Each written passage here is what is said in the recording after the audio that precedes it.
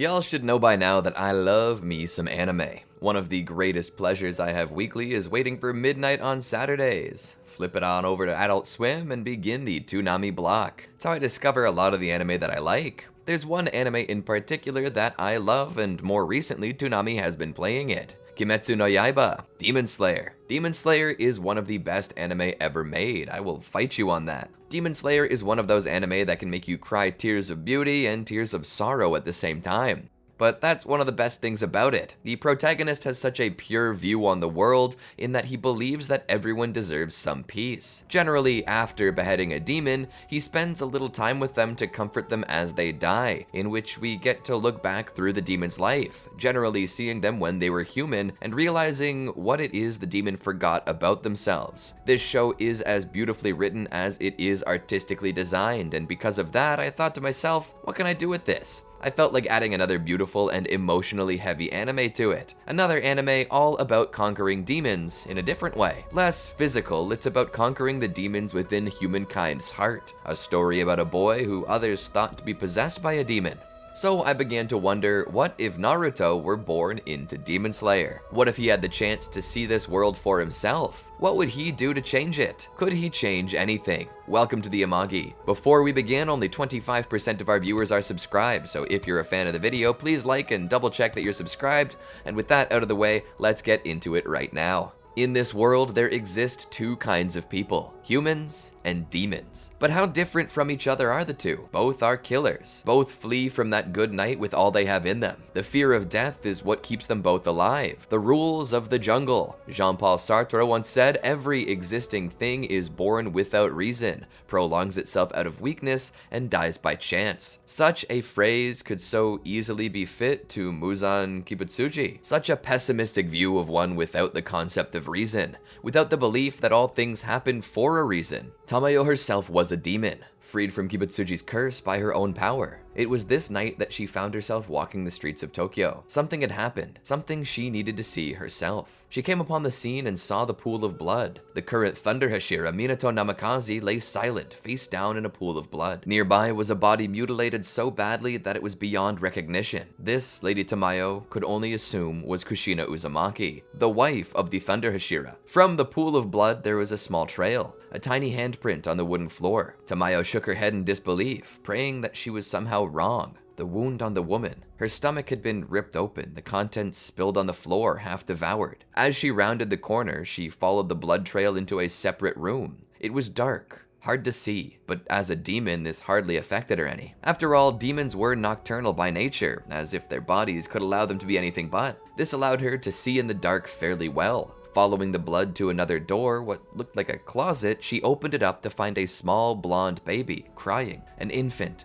Its hands were covered in blood, as were its knees and feet, blood not of its own. For a second, as it caught its breath from tears, it opened its eyes to display red slits glowing in the darkness. Tamayo was surprised. It's a demon. She sensed no hostile intent from the child, so she takes an old cloth and uses it to swaddle the child and lift it up into her arms. It shivered. Was it emotion or was it the cold? Perhaps it was both, or something else altogether. As she held it close to her chest, she steps back through the room with the dead bodies and looks around. She then looks at the baby and surmises what must have happened. The mother had been pregnant when she encountered Muzan Kibutsuji. Muzan must have somehow injected the child with his own blood and transformed it into a demon. The child ripped its way out of its mother, only to be confronted by the Thunder Hashira, Minato Namikaze. The father, unwilling to kill his own child, failed to properly defend and was struck, only to later succumb to his wounds. The child, having orphaned itself, then made an attempt to hide. As Tamayo looked at this, she knew that she hardly could hold this child responsible. It had literally only just been born, corrupted by the blood of Kibutsuji. She knew what it was like to become a demon, and what it was like to feel that hunger and desire to kill and destroy and lay waste to all in her path. An almost instinctual need to dominate and eradicate. This child had simply done what it had been made to do. It could not be held responsible for this action. Its innocence, despite its appalling murder of its own parents, remained. Her heart was moved with compassion and decided not to pass judgment, as if she herself had such a right anyway. She took the child back with her to her home. Opening the door and closing it behind her, she would proceed to treat the child. The first thing required to do was to neutralize the effect of Kibutsuji's curse. years. Once she had broken Muzan's control over the child, she could work back from there. As she administered the treatment, she could sense it in the child's sudden staunching of tears that she had gifted it with the one thing it should have had all along: freedom, the destiny to choose its own fate. She lamented that the child had never seen nor would ever see the sun, but this was the life it would now live. In exchange for half of each day, it would be granted a life everlasting, never-ending, immortality. But this would not be an easy life that one might expect. Demons were predators by nature, and though the curse was nullified, hunger remained. The child would grow hungry for human flesh soon. Tamayo herself had learned to subsist off of nothing but human blood that had been carefully collected and donated by still living targets. The issue was that she was an older woman. She had seen many hundreds of years, and her mind was aged and wise. She had learned self-control. She could easily tell her body no when it desired human flesh. This baby, however, was fresh, and it would be unable to understand nor make that choice willingly. So it was up to Tamayo to ensure that it never killed the human and subsisted simply off of blood. Given its age and how much it would need to grow, along with the understanding that desire for human flesh would be great within it, she decided to give her child the lion's share of the blood in her stock. Allowing the child to suckle upon the blood of humanity in a twisted mockery of mother and child, she fed it. From here, it slept, what seemed like weeks on end, waking up only momentarily for a bit more blood. As she watched the child sleep, she couldn't help but wonder at the little baby in her care. To think such a thing could survive a direct infusion from Muzan himself was unthinkable. All the same, a part of her seemed to dance with joy in a somewhat shameful way, or so she felt. After all, how could it not be dreadful to celebrate the death of someone and your acquisition of their child as your own? Not that she was glad at the deaths of the Hashira and his wife, but more that she got to raise a child herself. Tamayo's leftover human nature and desires remained forever mocking her every morning as she attempted to sleep. She would lay in bed as the distant call of the morning doves told her that the celestial body that would burn her to ashes lingered overhead. A slightly disturbing concept, but all the same, she recalled her time under it and how she had always wanted to be a mother. Her single greatest dream outside of being the greatest doctor in Japan was to raise a child of her own, to see her face in the face of an infant, to hear her voice in the voice of a babe. Perhaps it was human nature to seek reproduction. Why? Was it for legacy? Was it for the sake of passing on genes? Or was it simply that her heart craved companionship in a life and body she had helped create, that she had carried herself? It was human nature to reproduce, to create life. But this concept was not present in demons. While Tamayo considered the concept that a demon might be able to have a child with a human, it seemed unlikely that her body ever could, as her body might simply devour the child within her. That was the way of demons. As humans created life through selfless love, the demons took it through selfish lust. All the same, as she lay curled up under the covers, her gaze met the sleeping face of the child. She felt as if a part of her humanity was being satisfied by this. Perhaps the child was not generated within her, and maybe it bore no more connection to her than the blood of Kibutsuji, but all the same, it was a child without a mother, and Tamayo felt as if she had always been a mother without a child. So it was only natural that these two should come together. As she lay there, her motherly embrace upon the child, she let off a smile. Cradling it, she wondered what the name of it could be. She knew that the name should reference its parents, something he would carry all through life as a reminder of his origins. She weighed on the name for some time, taking in the names and meanings of the child's parents' names. Minato Namikaze. The name Minato meant harbor, and the surname Namikaze, wave and wind. The name Kushina had many meanings, but the last name Uzumaki meant spiral or whirlpool. As Tamayo continued to think on it, she began to think of anything that could fit, and to her credit, she had an idea. Between the Hyogo and Tokushima prefecture, there was a strait, and in this strait, there was a fast whirlpool known as the Naruto. Maelstrom, Naruto. She thought about it. It also sounds a bit like your father's name, Minato, and it honors your mother's clan, Uzumaki. Tamayo smiled as she pressed her face gently against the sleeping baby's cheek. Naruto, I like that. What about you? The baby let off a slight smile. Tamayo giggled a bit. Naruto. She teased it. Tamayo would continue to nurse and raise the child she had named Naruto for many years. The child was very happy-go-lucky, not a hint of sorrow in him. He played about at night. Of course, he knew that he could never go out in the sun, and that he required human blood instead of human food to survive. He often questioned this, wondering why it was, and Tamayo, in her wisdom, found it best to simply tell him the truth. He was different from other people. He wasn't human anymore, but instead demon. And though at first he seemed a bit startled by this fact, due to all the stories stories he had read and heard, he was comforted by her when she reminded him that not every demon had to be evil, and that it was just another type of creature. While demons were predominantly evil, Naruto, like Tamayo, did not have to be, and they could use their magic powers to help people. Naruto questioned the idea of magic powers, and so Tamayo, who had spent enough time as a demon to understand,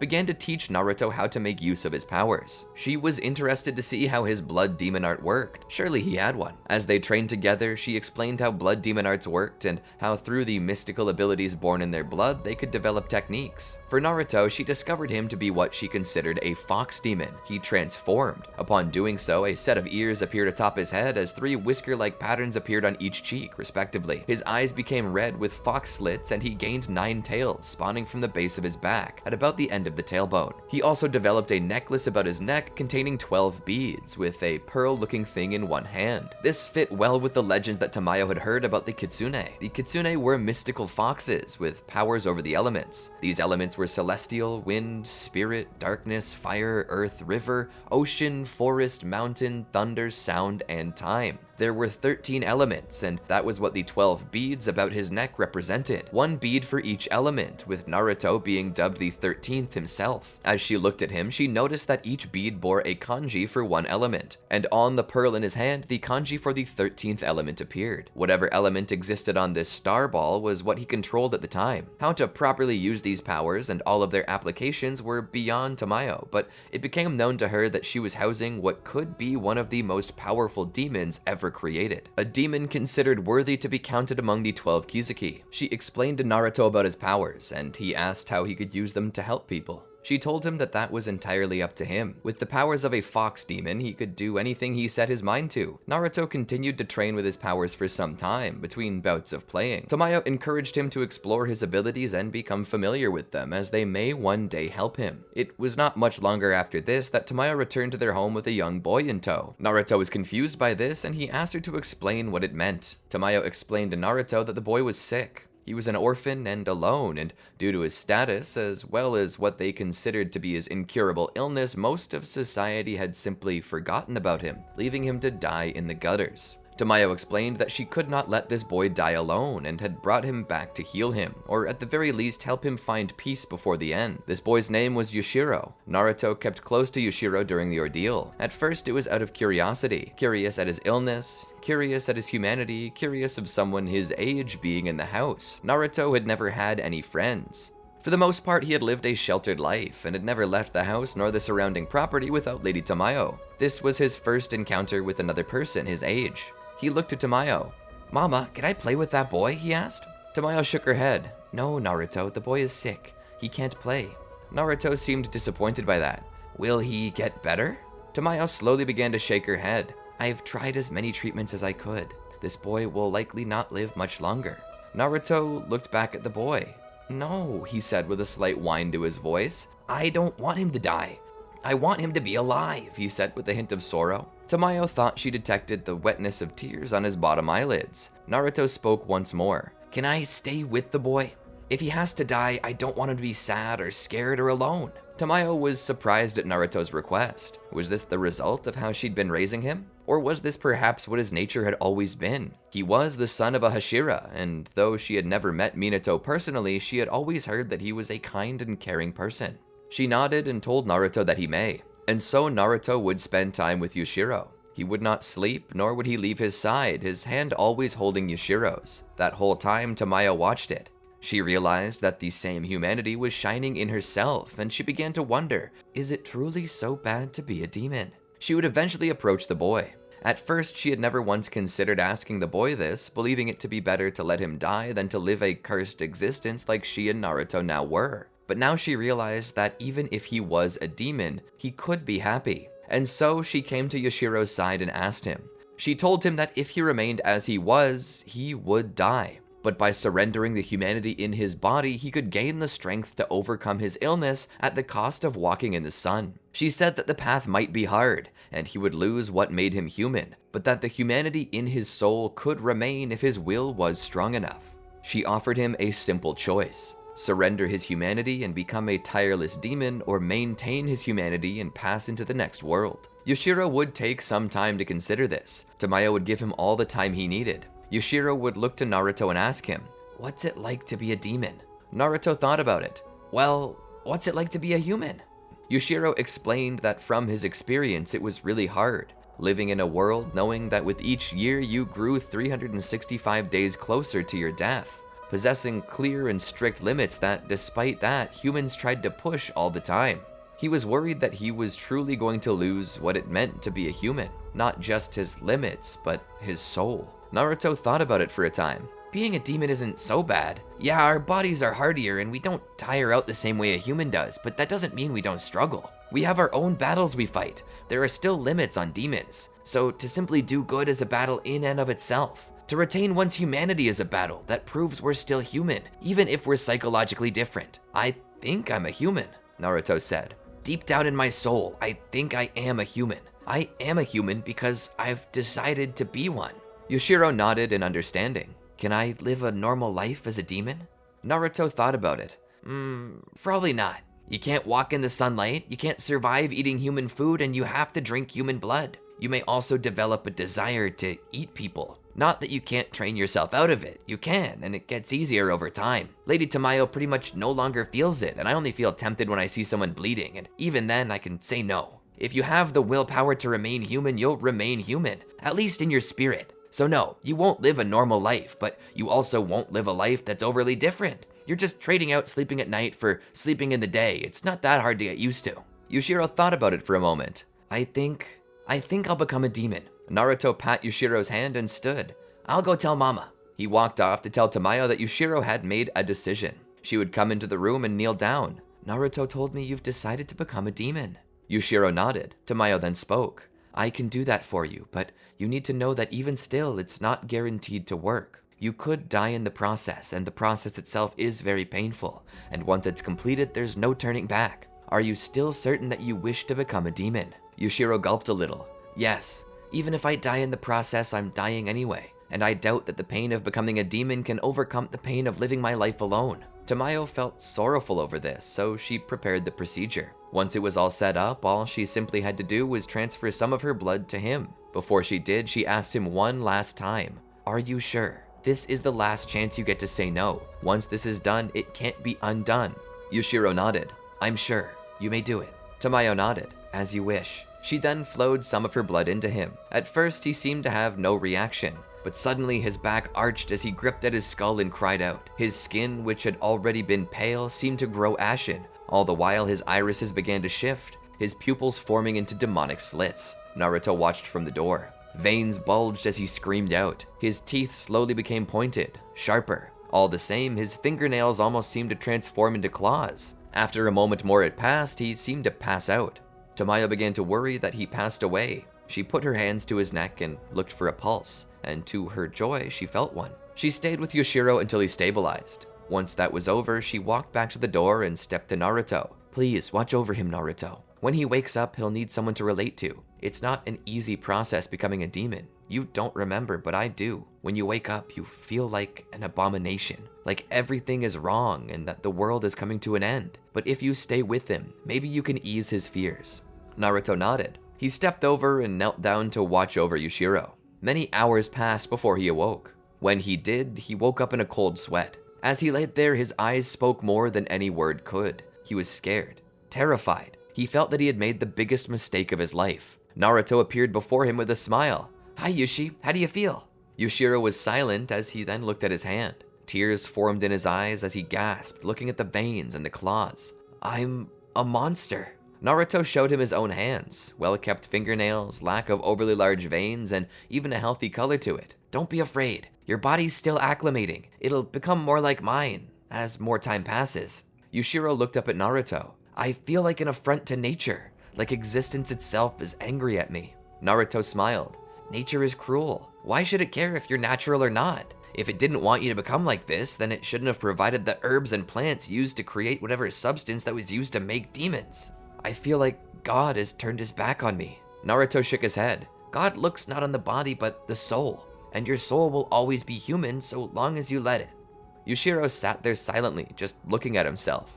Naruto continued to hover above him. Trust me, Yushi. You're just going through what Mama calls a chemical imbalance. Your body changed quickly and extravagantly. What you're feeling is a rush of different chemicals. It'll settle. When it does, you'll forget all about this feeling. He leaned in and whispered in his ear, just be happy. You're not dying anymore. You get to live, and to live is the opportunity to be happy. Naruto turned back. Mama! Tamayo walked into the room. What is it? Naruto then spoke to her. Yoshiro is awake and he seems pretty stressed out. Is there anything you can do to help him? Tamayo walked over. Of course. She knelt down beside Yoshiro and put her hand to his cheek. Don't be afraid, Yoshiro. There's nothing to be afraid of. She then cut her finger to allow blood to exit the wound. As she did, she began to utilize her blood demon art to cast a bewitching spell upon Yoshiro to give him a bit of peace and leave him in a calm state that allowed him to sleep, not too unlike an anesthetic. As he rests, Naruto asks if Yoshiro will really be okay, and Tamayo states that what she said is true, but they need to immediately begin the procedure to free him from Kibutsuji's curse. So while he's asleep, they proceed to work on freeing him from it, which is successful. For a time after this, Yoshiro continues to rest, but when he eventually does wake up, his body's chemistry had evened out and his mind is allowed to think logically, which Naruto helps along with kindness. Lady Tamayo is also there to help his new demonic state seem normal to him. Eventually, Yoshiro accepts his new life and vows to spend his life with Tamayo and Naruto, helping the two heal and help others. With his new blood demon art, he manages to hide his and his family's home from the demons of Kibutsuji, as well as from the Demon Slayer Corps themselves, as few of them would accept the idea of a group of peaceful demons living in seclusion. Time continues to pass, with them doing their work. Tamayo continues to research demons and demonification, but makes new progress. She takes the blood of herself, Yoshiro, and Naruto and studies it, and there's only so much she can learn that way, so she sort of hits a dead end on their research. She decides to focus on helping people, but as she, Yoshiro, and Naruto move through Tokyo in hopes of helping, they hear a commotion. They realize too late that it was a slight altercation between the Demon King himself and a young demon slayer named Tanjiro Kamado. It seemed that the Demon King had turned another into a demon to hide his presence. Due to this, Tanjiro was restraining the man, attempting to find a way to help him, but as they watched, Tanjiro was being surrounded by those who planned to interfere. But as she listened to what he said, she noticed that Tanjiro called this demon a person. Once more, her heart was moved with compassion. She would draw her blood and begin casting her blood demon art. This would distract everyone save Tanjiro. Tamayo would approach him, and he would look at her with surprise. Then his eyes would pass between her, Yoshiro, and Naruto. There was a certain fear, but Tamayo quelled that fear by telling him that she was more than a demon, she was a doctor as well. She invites them back to her clinic, though Tanjiro refuses at first, stating that he had to go and pick up Nezuko. Tamayo understands and tells Yoshiro to collect them when Tanjiro is ready. At first, Yoshiro refuses, but upon a second, more direct request, he agrees. Tamayo can't help but smile, realizing how reliant upon her Yoshiro has become. He and Naruto both. It's as if she really is a mother now, with these two serving as her sons. She's building a happy little family. She and Naruto return to the home where she requisitions Naruto to clean up a bit to make it a bit more presentable for the others. She then takes the demonized man to a place where she can keep him safe and proceed working on a way to at least help him normalize himself to his new lifestyle. Not long after this, Yoshiro returns home with Tanjiro and Nezuko. The moment they walk into the room, Naruto's jaw drops. One look at Nezuko was all it took. Wow, she's beautiful! Tamayo's mouth drops in surprise at Naruto's statement. She begs forgiveness for Naruto's outburst, to which Tanjiro waves off with a smile. Tanjiro then looks over at Yoshiro with a sneering smile. See, I told you so. He then sits down and begins to discuss with Lady Tamayo about demons and the possibilities to heal them of their sickness. Naruto sorta just zones out. He's too interested in Nezuko right now. To be honest, Nezuko seems to be zoning everything out too. Yoshiro was attempting to pay close attention, but his frustration builds as both Naruto and Nezuko's childlike behavior makes concentration harder. Naruto approaches Nezuko as she just sorta rolls around the floor. She looks up at him. She mumbles with a smile and a wave. He waves back at her. Hello, Nezuko. Wanna go outside and play? Nezuko smiles and sits up. She tugs on Tanjiro's haori. Tanjiro seems to ignore her, which leaves her a little frustrated. She tugs harder and faster. Tanjiro holds up a finger. Nezuko sees the finger, demanding that she give her brother a moment. No, that's not happening. She tugs his haori as fast as possible and as hard as possible without tearing the fabric. What is it, Nezuko? Tanjiro asks kindly, yet a single vein bulging from his forehead. She sits there silently for a moment before pointing at the door where Naruto is standing. Tanjiro looks back on them. Oh, do you want to go to play outside with him? She nods. Tanjiro smiles. Well, I suppose it would be okay. You two go and have some fun. Nezuko stands up and runs out back with Naruto. Naruto takes her out into the yard where he has a ball waiting. He turns around to see her waiting. He pulls the ball out and kicks it to her. She kicks it so hard that it strikes his chest and sends him flying back about 6 feet. He manages to stand, coughing a bit. He holds up a finger to catch his breath as Nezuko looks on with a bit of concern. He then smiles and kicks the ball as hard as possible back at her. Fires of determination erupt from Nezuko's eyes as she does a flip and kicks the ball away into the shrubs. Nezuko scratches her head and realizes that she kicked it the wrong way. She runs into the bushes and brings a ball back. She kicks it with less force back to Naruto. Naruto catches the ball with his foot and prepares to kick it back at her, but stops when he realizes that this is not the ball he owns. He picks it up to look at it and hears the distinct sound of a bell ringing within. He examines it. "Tamari ball," he says as he looks at it. He's never had a ball like this before. He always wanted one though. However, it wasn't his, and it would be rude to keep it when someone else might be missing it. "Where did you find this ball, Nezuko?" he asks. Suddenly, another Tamari strikes him in the chest and sends him crashing through the wall of the building, right into the main living room where Tanjiro and Tamayo are surprised. Yoshiro checks on Naruto. "Are you okay?" He helps him sit up. Tanjiro stands. "I smell demons." They rush back outside to see 2 demons. One stands there holding Naruto's soccer ball in her hands. "Interesting ball. I see you enjoy these kinds of games too. How about we play a game together then? How about we play?" She suddenly throws a barrage of balls at them. Dodgeball! Naruto barely gets out of the way, as does everyone else. However, the house more or less gets turned into Swiss cheese. Naruto stands. He rushes at the demon only to be caught by some strange arrow that sent him flying up and then back down into the ground, spiking him like a football. "Naruto!" Yoshiro shouts. He then stands there ready to defend Lady Tamayo. Naruto lays there for a time, feeling as if 2 of his ribs had been broken. He lets them heal as he sits up. Tanjiro rushes at the demons only to be grabbed and flipped like a ragdoll. Nezuko also attempts to attack, but as the Tamari demon's ball comes in to strike her, she attempts to kick it. However, she failed to estimate how powerful the ball would be, and as she goes to kick it, her leg is completely torn off. Naruto stands. He growls. "No way I'm allowing that! Blood Demon Heart! 1000 year Zenko!" Suddenly, he transforms. His hair gains a bit of golden glow to it as his flesh turns dark gray. His irises glow orange as his pupils turn to slits. 3 marks appear on each of his cheeks as a star ball appears in his hand. The star ball displayed the kanji for thunder. Suddenly, Naruto dashed forward. As the arrow demon saw this coming, he would send out more arrows at Naruto, but his speed had him easily dodging them. He would move through and kick the head clean off the arrow demon before rushing at the Tamari demon. All the while, Tamayo was surprised to see Naruto's skill. She thought it ironic that he would choose thunder as that was his father's element. It seemed to come to Naruto quite easily. The issue though was that Naruto's attacks would not keep the demons down. Tanjiro, having recovered from the previous attack, would rush in and finish off the arrow demon quite easily. Naruto would then keep the pressure on the Tamari demon. She would throw 3 balls at Naruto. Naruto would dodge one and deflect the other before grabbing the third and throwing it back, striking her in the chest. As she flew backward, Tanjiro was ready.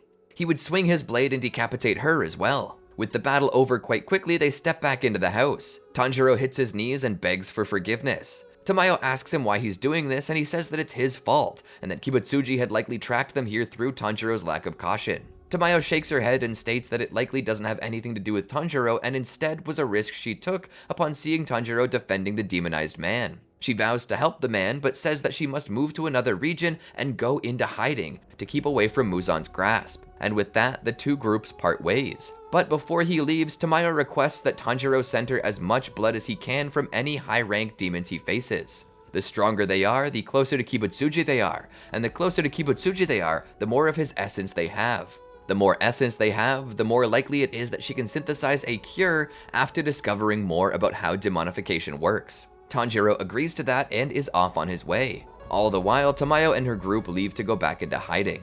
As they walk through the night, Tamayo speaks with Naruto. "Do you like that girl, Naruto?" Naruto blushes a bit before nodding. Tamayo smiles. "One day, when I return you both to human, I hope you'll consider a relationship with her. It would be my greatest wish to see you happy." In the distance, however, as they walk, another demon watched. Nobody knew it was there, and they wouldn't. It was only watching for now. A demon watching them with fox-slit eyes.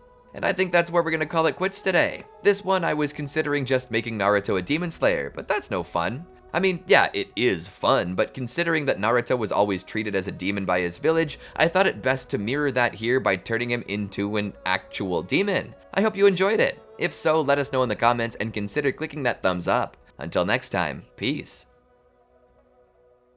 Did you enjoy our video? Well, then be sure to check out these other great videos from the Amagi, and make sure to subscribe and ring the bell to get notified about our latest videos.